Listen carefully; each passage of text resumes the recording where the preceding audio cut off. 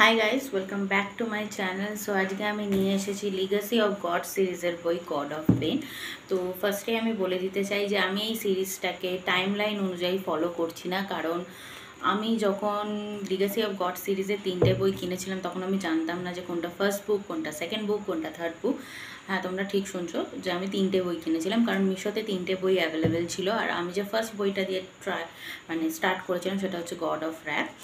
তো এখন অবধি আমি দুটো বই পড়েছি, গড অফ র্যাথ আর গড অফ ম্যালিস। আর এটা হচ্ছে গড অফ পেইন। তো এর মধ্যে আমরা জেরেমির বোন অ্যানিকা ভলকভ আর ক্রেটন কিং, এদের দুজনের স্টোরিটা জানা শুরু করব। তো প্রথমে আমি ব্যাক কভারটা তোমাদেরকে পড়ে শোনাই, দেন আমি বাংলায় তোমাদেরকে সামারিটা পড়ে শোনাচ্ছি।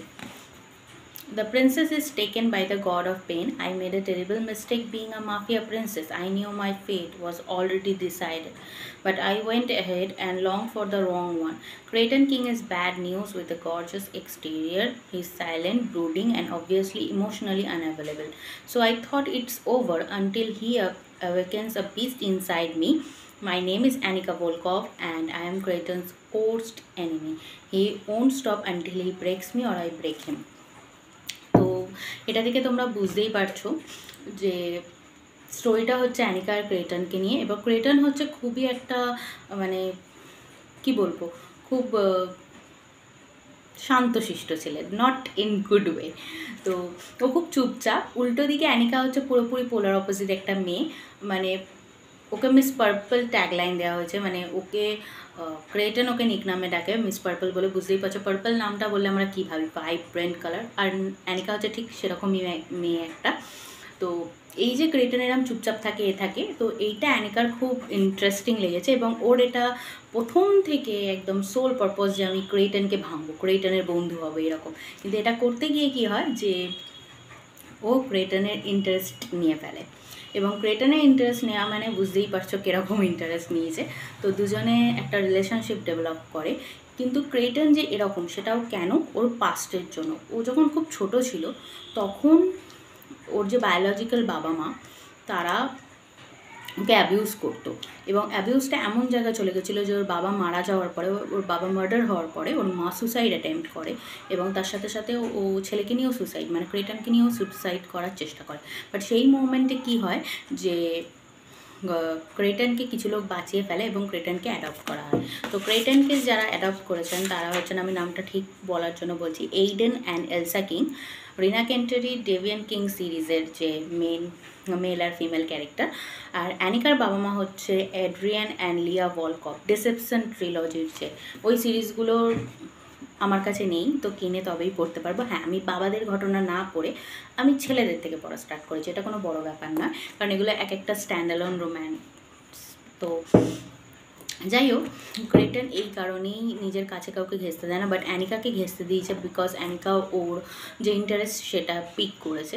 তো এরপরে জানা যায় যে ক্রেটন কিছুতেই নিজের পাসটাকে লেট আউট মানে ছাড়তে পারছে না। ও সবসময় নিজস্ব একটা ক্লোজার দরকার।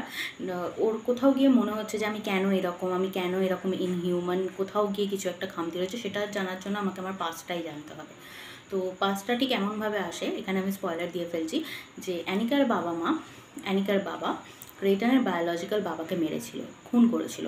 তার কারণ হচ্ছে ক্রেটনের যে বায়োলজিক্যাল বাবা ছিল সে অ্যানিকার মাকে ফিজিক্যালি অ্যাবিউজ বা অ্যাডভান্টেজ নেওয়ার চেষ্টা করেছিল। এবং অ্যানিকার মাকে বাঁচানোর জন্যই অ্যানিকার বাবা ক্রেটনের বায়োলজিক্যাল বাবাকে মেরেছিল। এবং এই কথাটা জানার পর না ক্রেটন আরও বেশি আনহিঞ্জড হয়ে যায় এবং ওর মনে হয় যে আমি আমার বাবা মার খুনির মেয়েকেই আমার কাছে আসতে দিয়েছি। এর মানে এটা নয় যে ওর বায়োলজিক্যাল বাবা মাকে ভালোবাসতো, বাট কোথাও গিয়ে না ওদেরকে ব্লেম করতো যে এই যে আমার ছোটোবেলার ট্রমাটা এটা কিছুটা এদের জন্য। তো ও সবসময় রিভেঞ্জ প্ল্যান করতো এবং এই রিভেঞ্জটার জন্যই ও জেরেমি মানে অ্যানিকার ভাইকে প্রথমে টার্গেট করে। এবং অ্যানিকার ভাই জেরেমিকে বাঁচাতে গিয়ে অ্যানিকা ক্রেটনকে শ্যুট করে এবং তারপরে কিছুদিনের জন্য ক্রেটন কোমায় চলে যায়, বাট ও কভার আপ করে। এর মধ্যে আবার অ্যানিকার বাবা ক্রেটনের বাবা ইনভলভ হয়ে যায় এবং দুজনের ছেলে মেয়েকে ঠিক রাখার জন্য ওরা ঠিক করে যে আমরা আমাদের ছেলে মেয়েকে দূরে রাখবো,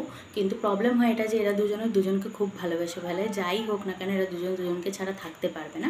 তো ক্রেটন যখন কোমা থেকে বেরোয় ও অ্যানিকাকে কিডন্যাপ করে, এবং সেটার কিছুটা হিন্ট আমরা গড অফ রাতে পেয়ে গেছি জেরেমি আর সেসিলি স্টোরির মধ্যে। তো এরপর দুজনে ইমোশনাল যে ট্রমা, সেই বন্ডিংটা দেখানো হয়, আর স্টোরিটা খুব ভালোভাবে ফোটানো হয়েছে এই কথায়। তারপর অবশ্যই একটা হ্যাপি এন্ডিং রয়েছে, অ্যানিকার বাবাও মেনে নেয়, এদিকে ক্রেটনও মেনে নেয়, এবং অ্যানিকার জন্য ক্রেটন নিজের পাস্টটাকে ছাড়তে রাজি হয়, কারণ ওর পাস্টটাকে ছাড়লে তবেই ও ফিউচারটাকে এমব্রেস করতে পারবে, প্রেজেন্টটাকে ধরতে পারবে। তো ওভারঅল এই বইটা খুব সুন্দর। আমি ভেবে পাই না, মানে রিনা কেন্ট হচ্ছে আমার কাছে ওজি, মানে বেস্ট ডার্ক রোম্যান্স রাইটার। তুমি রিনা কেন্টের বই থেকে, মানে তুমি যাই বলি না কেন, তোমরা বেস্ট প্লট এক্সপেক্ট করতে পারবে, নট জাস্ট স্পাইস বাট প্লটটা মারাত্মক। মানে আমি লাস্ট কিছু চ্যাপ্টার পরে না সিরিয়াসলি আমার বুকে ব্যথা আরম্ভ হয়ে গেছে যে এরপর কী হবে, চোখ খুললে পুরো আমি বুঝতে পারছি না কী হবে। তো যেমন প্লট তেমন স্পাইস, খুব ভালো লাগবে পড়তে, 18+ অবশ্যই। তো তোমরা যারা এই বইটা কিনতে চাও তারা অ্যামাজন, ফ্লিপকার্ট, মিশোয় পেয়ে যাবে। মিশোয় তো পুরো লিগাসি অফ গড সিরিজটাই রয়েছে, অনেকটা কমে রয়েছে, তোমরা চেক আউট করতে পারো। এই বইটা আমার জন্য 5 স্টার। যারা ডার্ক রোম্যান্স প্লটের জন্য পড়তে চাও, একটা গুড প্লটের জন্য, তারা অবশ্যই এই বইটা পড়তে পারো। আর আমি সিরিয়াসলি ভাবছি যে রিনা কেন্টের বইয়ের প্রত্যেকটা ইটস শেফস কিস, মানে প্রত্যেকটা বই 5 স্টার কী করে হতে পারে। তো আমি নেক্সট যে বইটা গড অফ রুন, ওটা পড়ার জন্য খুবই এক্সাইটেড। এই ভিডিওটা তোমাদের ভালো লাগলে অবশ্যই লাইক, শেয়ার, সাবস্ক্রাইব, কমেন্ট করে দিও আমার চ্যানেলটাকে। টাটা।